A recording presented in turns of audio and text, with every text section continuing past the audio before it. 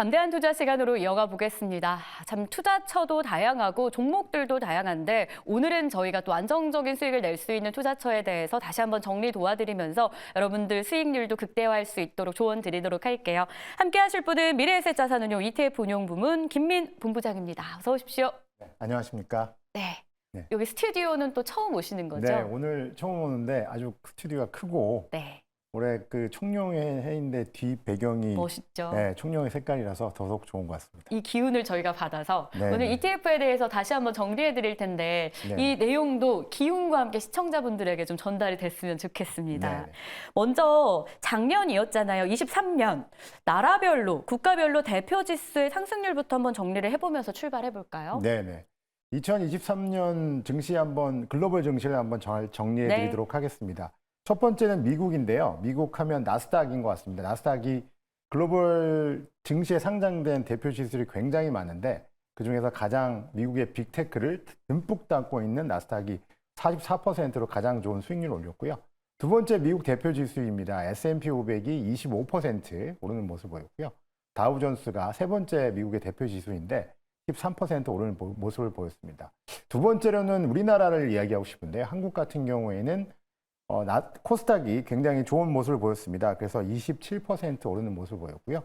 코스피도 뭐 상반기에는 전기차, 하반기에는 공매도 금지가 이제 얘기가 나오면서 당연히 좋아지면서 2,600선을 깼고요. 그리고 19% 오르는 모습을 보였습니다. 유럽을 말씀드리면 유럽은 한 17% 올랐는데요. 뭐 미국하고 아니면 뭐 호주의 중간 정도의 수익률을 올린 것이라 이렇게 말씀드릴 수 있을 것 같습니다. 저번 주에 제가 미국하고 네. 일본, 인도가 가장 핫하다고 말씀을 드렸는데 기억나요.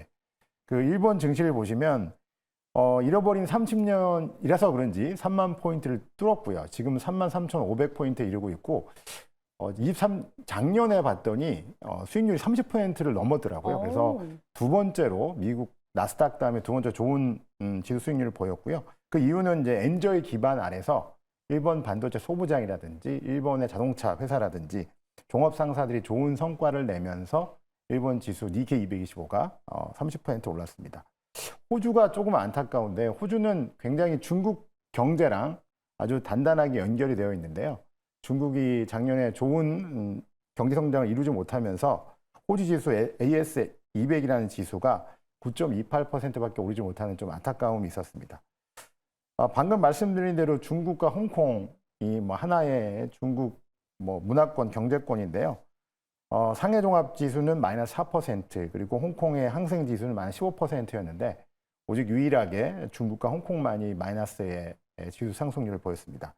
그리고 세 번째로 마지막으로 말씀드릴 인도 같은 경우에는 센섹스라는 지수가 대표적인 니프티 50과 함께 대표적인 지수인데요. 이 지수는 18% 오르면서 이 인도 같은 경우에는 뭐 작년 23년도도 중요한 분위기였지만 제가 뭐 이따가 설명드리겠지만 네. 2024년도 기대가 되는 국가입니다. 인도, 일본, 그리고 미국이 23년도에 좀 눈에 띄는 한 해였다라고 해주셨는데 인도 같은 경우에는 올해에 대한 기대감도 좀 연속성으로 나오는 분위기예요. 네네. 인도가 좀 각광받는 이유가 있지 않을까요? 네네. 뭐 우리가 잘 아는 속담이 있죠. 섹스피어는 인도와 바꾸지 않는다. 오. 네, 이런 얘기 뭐 너무 다 아시는 네. 얘기지만 그만큼 이제 섹스피어가 영국을 대표하는 극작가라는 얘기인데 또 반대로 얘기해 보면 인도도 그만큼 중요하다는 존재니까 아마 이런 속담이 나왔겠죠. 근데 재미있는 것이 아까 말씀드렸지만 그 인도가 아주 오랫동안 영국의 식민지였습니다. 200~300년 동안 식민지였는데 작년에 그 국내 총생산 GDP가 영국을 초월했습니다. 그래서 제5위의 경제 대국이 되었고요. 또 더욱더 재밌는 부분은 유엔의 기록에 따르면 작년에 2023년에 14억 6천만 명으로 인도의 인구가 중국을 초월했습니다. 인도의 인구 중에서 영어가 가능한 생산 가능 인구가 전 세계 어느 국가보다 많거든요. 뭐 또 우리가 잘 알다시피 IT 강국이기 때문에 인도라는 나라의 그런 뭐 24년 이후 올해 이후에 어떤 경제 활동이라든지 아니면 경제에 대한 기대감은 아주 크다고 말씀드릴 수 있을 것 같습니다. 네, 경제에 대한 기대감이 굉장히 크다라고 주셨는데 그럼 구체적인 이 펀더멘탈 측면에서 우리가 알아야 될 경제 상황이 있을지 인도 안에서요. 네. 그 인도의 GDP를 제가 작년이죠. 2023년 지금 가장 최근 데이터가 2분기 데이터인데요. 2023년 2분기 데이터를 봤더니 GDP가 7.6%로 나왔습니다. 2022년 전년 동기 대비가 6.8%였는데 그보다 높은 수치고요. 시장의 기대치를 상회하는 결과가 나왔습니다. 그리고 인도의 PMI 지수를 보시면 29개월 내 계속 위로 상승하는 모습을 보이고 있거든요. 그 작년 11월, 2023년 11월에는 56을 찍으면서 지금 인도의 제조 PMI는 계속 위로 우상향하고 있다. 그만큼 제조 공장들이 많이 돌아간다는 얘기죠. 그리고 모디노믹스라고 뭐 잘 아시겠지만 모디 총리가 이끌고 네. 있는 이런 경제 호황인데 그러니까 모디노믹스를 이끌고 있는 모디 총리가 올해 4월에 이제 인도도 한국과 같이 총선을 바라보고 있습니다. 근데 지금 3년임을 기대하고 있는데요. 지금 지지율이 76%나 된다고 해요. 그래서 굉장히 높은 지지율을 보이고 있고요. 이 지지율 속에서 3년임이 된다고 한다 그러면 인도의 경제는 아마 더욱더 가열차게 위로 상승할 거라 예상하고 있습니다. 네.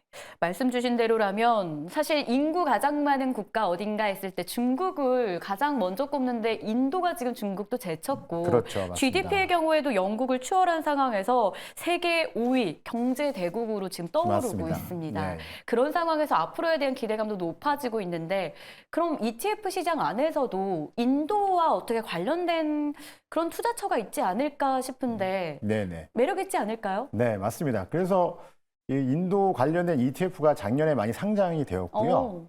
그리고 5개 ETF가 상장되어 있습니다. 네. 그래서 세계에는 1배, 지수를 1배, 니프티 50이라는 대표적인 지수가 인도에 이제 니프티 50과 센섹스라는 2개의 지수가 있는데 현재는 니프티 50이라는 지수가 상장되어 있고요.